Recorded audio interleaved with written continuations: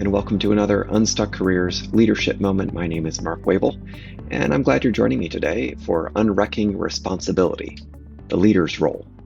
Now, you'll recall in the last video, and if you haven't seen that yet, go ahead and watch that. The link is in the video notes. In that video, we explored two extremes of responsibility, these right here, underactive resignation and overactive frenzy. And we came to the place where we recognized the need for a balance. And that balance is an appropriate amount of responsibility and activity that results in healthy individuals, effective relationships, and powerful long-term results. It's about knowing what our responsibility is, what it isn't, and acting appropriately. And it's, like I said, kind of like living out the Serenity Prayer. So this leads us to the natural question of what's a leader to do? So first, let's take a look at how the people you're leading are dealing with their challenges. And if you're using Scrum, the Scrum Master accountability is helpful here. It's related to removing impediments. That is key. And even if you're not using Scrum, a healthy leader is still called to do the same. If your team or the people you're leading are getting stuck, kind of pounding their head against a wall in your organization or with the processes and tools around, etc., that is part of your responsibility, is to help them through that by removing or addressing that impediment. I want to invite you to go a little deeper, kind of, if you will, under the waterline, and look deeper at this, addressing things that are further down. Consider that the people that you're leading might be getting in their own way. They might be getting in their own way of addressing their challenge. So as a leader, how can you best help them get out of their own way, get unstuck, learn how to address these types of challenges effectively themselves? And even deeper under that is for you to look at yourself. As a leader, your first responsibility is to look there and see how you're reacting to the challenges you're facing. Are you underactive? Are you overactive? You can't lead people where you haven't been. So lead by example, address your challenges the way you want the people you're leading to, in balance. In short, the biggest problem here we have is getting stuck in our perspectives.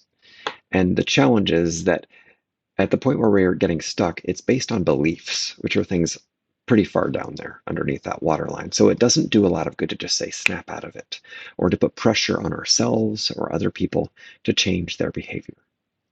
If we believe that we absolutely must take action, there is no other way, or there is no way we can take action, we're going to fall into those extremes of responsibility. So here's two very simple techniques that you can use to try and get unstuck or help others get unstuck. And the first and simplest is to simply pause and ask yourself, in those moments where you feel stuck and like you have no choice, what is my responsibility in this situation?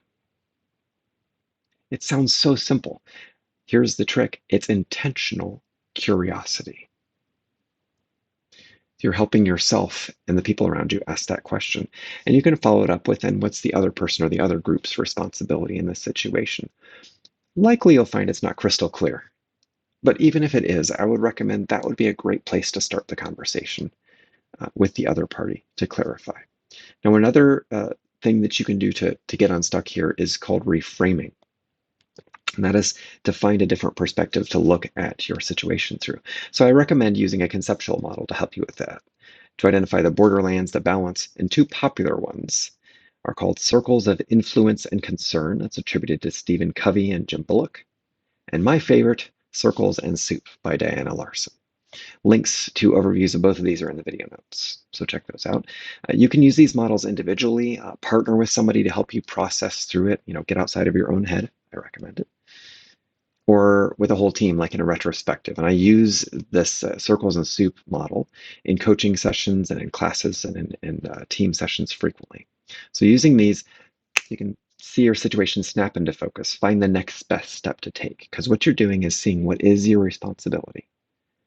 And you don't want to abdicate that, you want to activate there and identify what's not your responsibility and not step into someone else's lane. And then the beautiful part is once you have a clearer picture of that, the in-between is where you can identify what you can do about things that are not your responsibility. And you get to make decisions about that. So I'll explore Circles and Soup in detail in the next video, so stay tuned for a full walkthrough of that. Like I said, favorite model. Final thing, two helpful books that are going to be in this same territory, The Responsibility Process by Christopher Avery. And secondly, Boundaries by Cloud and Townsend. Both of those are very helpful in this type of situation and responsibility right here. All right, so tune back in for Getting Unstuck with Circles and Soup, and we'll see you then.